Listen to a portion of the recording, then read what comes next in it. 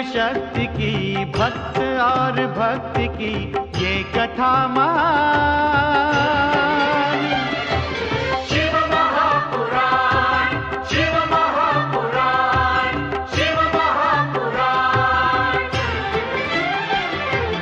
ओम नमः शिवाय, नमः शिवाय, नमः शिवाय, ओम नमः शिवाय, नमः शिवाय, नमः शिवाय, ओम नमः शिवाय, नमः शिवाय, नमः शिवाय।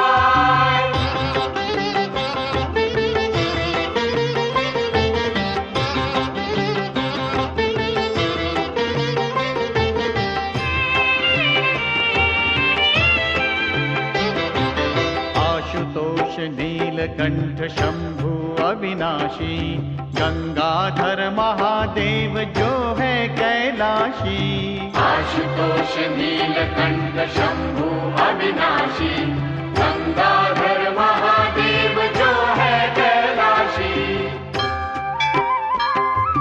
शिव का बस नाम ही, भक्ति और ध्यान ही कर दे कल्याण। शिव महापुराण, शिव महापुराण, शिव महापुराण। ओम नमः शिवाय, नमः शिवाय, नमः शिवाय, ओम नमः शिवाय, नमः शिवाय, नमः शिवाय, ओम नमः शिवाय, नमः शिवाय, नमः शिवाय। शिव महापुराण, शिव महापुराण, शिव महापुराण, शिव महापुराण, शिव महापुराण।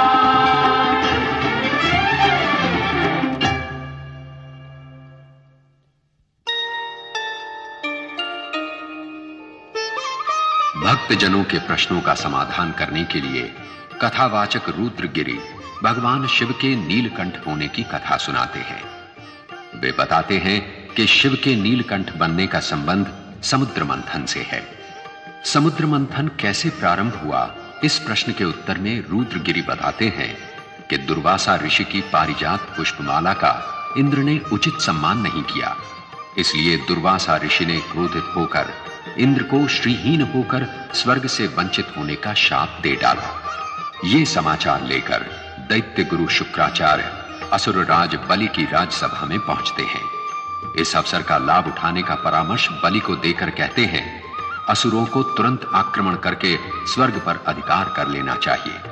असुर सेनापति राहु के प्रोत्साहन पर असुरराज बलि स्वर्ग पर आक्रमण करके देवताओं को स्वर्ग छोड़कर भागने पर विवश कर देते हैं।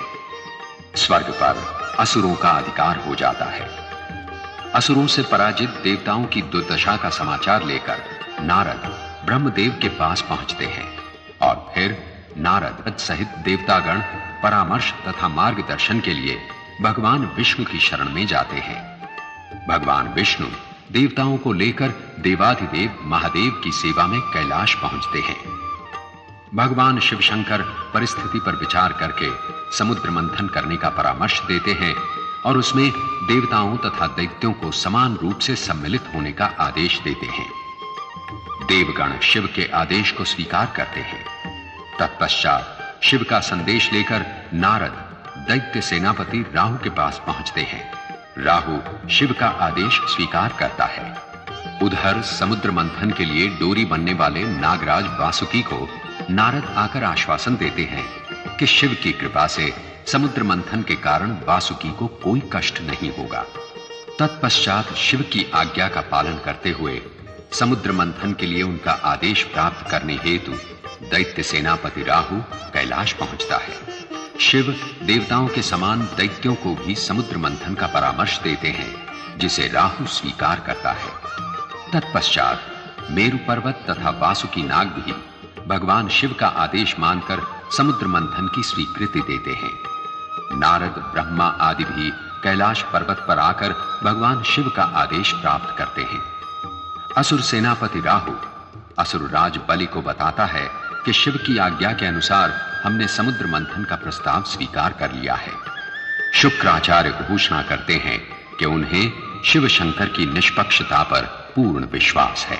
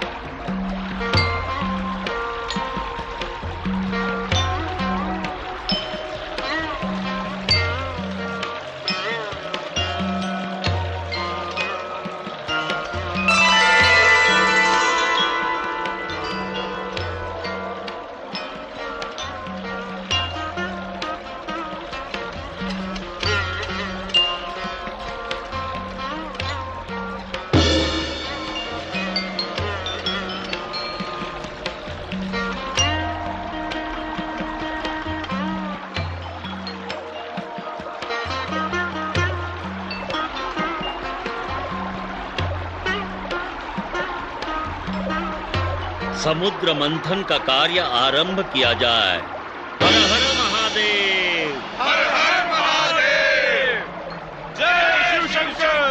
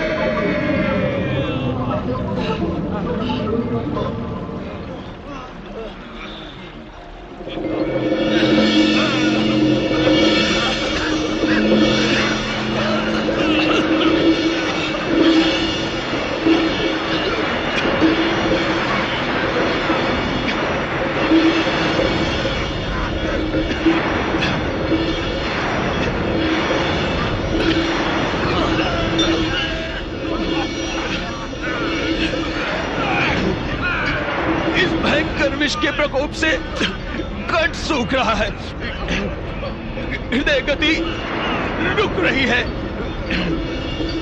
सारा शरीर जल रहा है, लगता है प्राण शरीर त्याग देंगे।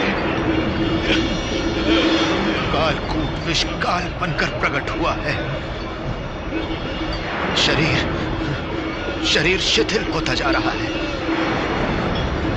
प्राणों की रक्षा कठिन है। महाराज बलि, यदि देवताओं के साथ समुद्र मंथन ना होता तो हमारे प्राणों पर यह संकट ना आता। अब हमें कौन बचाएगा? ब्रह्मदेव, कालकूट का प्रभाव सारे वातावरण में व्याप्त होता जा रहा है। सृष्टि का विनाश हो जाएगा। रक्षा का कोई उपाय कीजिए प्रभु, कोई उपाय कीजिए। इस विष के प्रभाव से बचाने की क्षमता मुझ में नहीं है।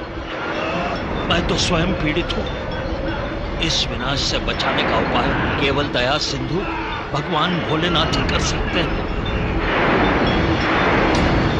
नारायण नारायण।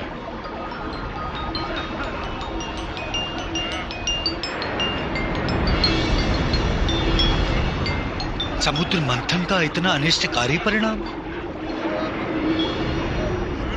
समुद्र मंथन से सर्वप्रथम कालकूट विष प्रकट हुआ।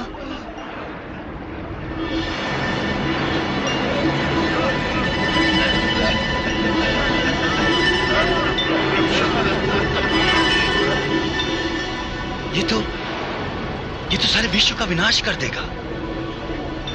यदि देवता और दैत्य न रहे तो समुद्र मंथन का कार्य स्थगित हो जाएगा। देवता और दैत्यों के कल्याण की कामना अधूरी रह जाएगी। नारायण नारायण। भगवान भोलेनाथ, हाँ, भगवान भोलेनाथ को अविलंब सूचित करना होगा। भोलेनाथ, प्रभु रक्षा कीजिए। त्राहिमाम, त्राहिमाम।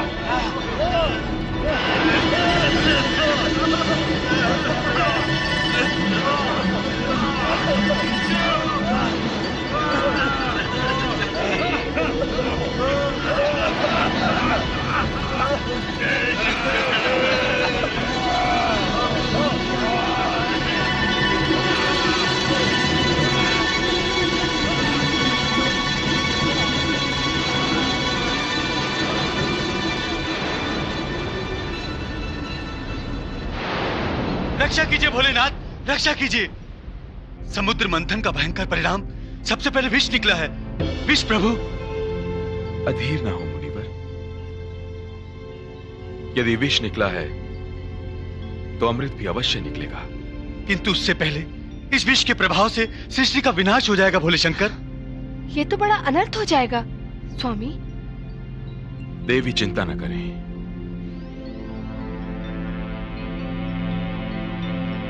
जगत कल्याण के लिए मैं इस विष का पान करूंगा।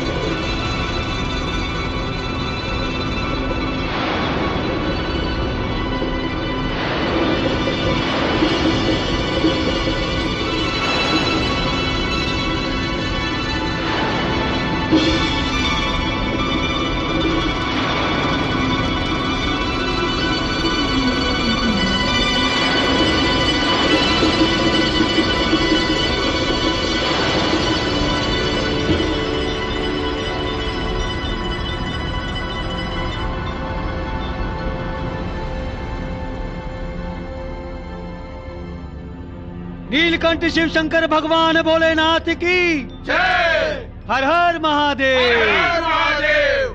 जय शिव शंकर। हर हर महादेव।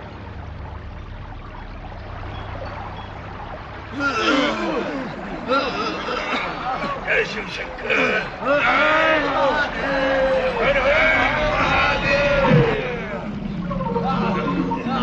जय शिव शंकर। हर हर महादेव।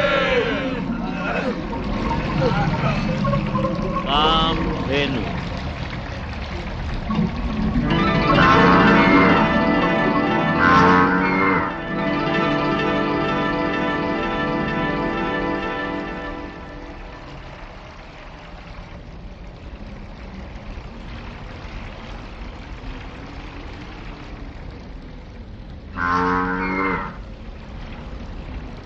दैत्यराज, कामधेनु गाय की हमें आवश्यकता है। कामधेनु समुद्र से प्रकट हुई है, इसमें कोई न कोई विशेषता अवश्य है। राहु, हम शिव का आदेश मानते हुए देवताओं के साथ समुद्र मंथन कर रहे हैं। अपनी सद्भावना के साथ ये गाय देवताओं को भेंट देते हैं। महाराज, आपके निर्णय पर हम दैत्यों को गर्व है। हम माता कामधेनु की सेवा करके अपने आप को धन्य समझेंगे। इनका गौरस भी अमृत तुल्य होगा। ये जहां रहेंगी वहां पर सुख, शांति और कल्याण का वातावरण बना रहेगा।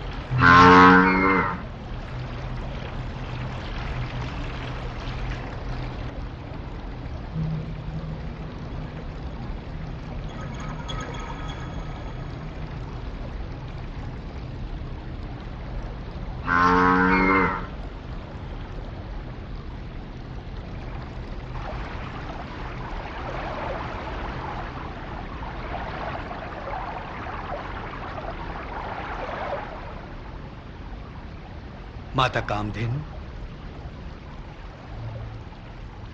माता कामधेनु, आप गुणों की भंडार हैं। आपके दुग्धपान से जीवन शक्ति प्राप्त होती है। सबकी शुद्धा शांत करने वाली आप ममतामयी हैं। आप ऋषि मुनियों को अग्निहोत्र एवं यज्ञ सामग्री देती हैं। माता, आपसे निवेदन है कि आप ऋषि मुनियों का कल्याण करें।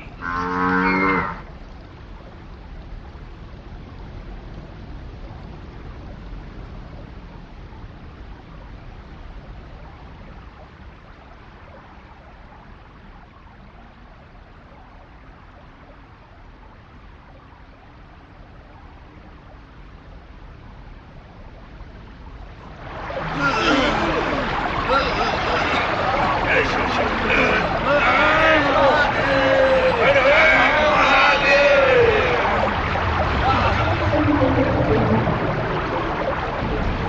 श्रवा।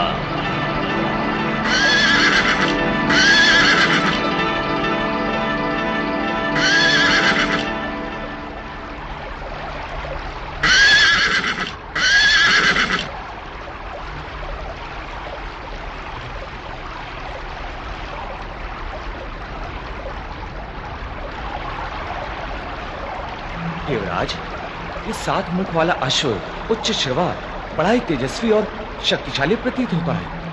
देवराज, इस अश्व को दैत्य भी ललचाई हुई दृष्टि से देख रहे हैं। विचित्र वस्तु को देखकर आकर्षित होना तो दैत्यों का स्वभाव है। इस शक्तिशाली अश्व को प्राप्त करने के लिए दैत्य अवश्य हट करेंगे। इस शक्तिशाली अश्व का एकमात्र अधिकारी मैं हूं। इसे हम देवताओं को कदापि नहीं देंगे। महाराज, इसे आप जैसा शक्तिशाली ही वश में रख सकता है। देवता क्या इसे अपने वश में रखेंगे? इस अश्व पर दैत्यराज बलि का अधिकार है और ये उन्हीं को भेंट किया जाएगा।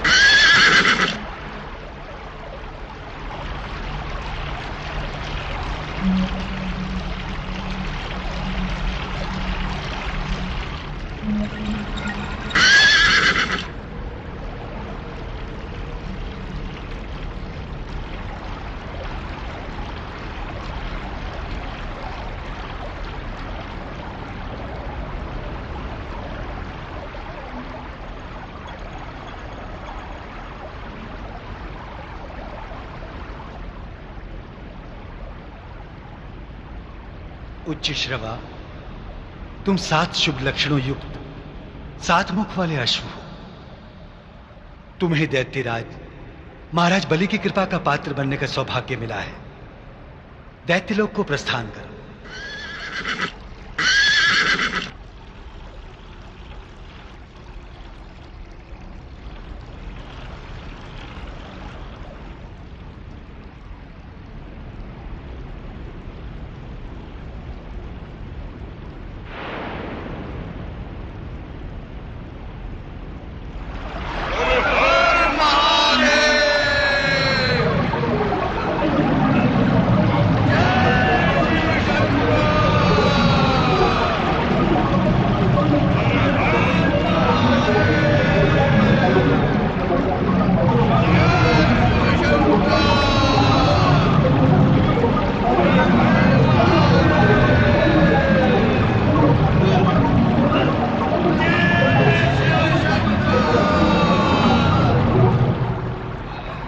ऐरावत।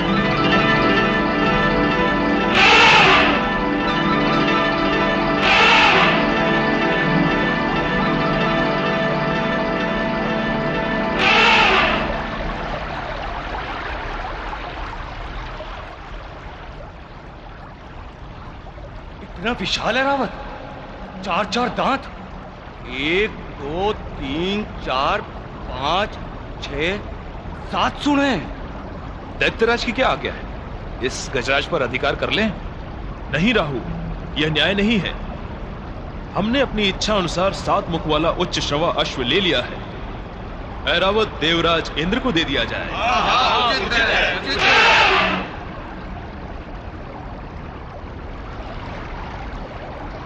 ऐरावत विशाल ही नहीं, भव्य भी है। ये गजों के राजा गजराज हैं।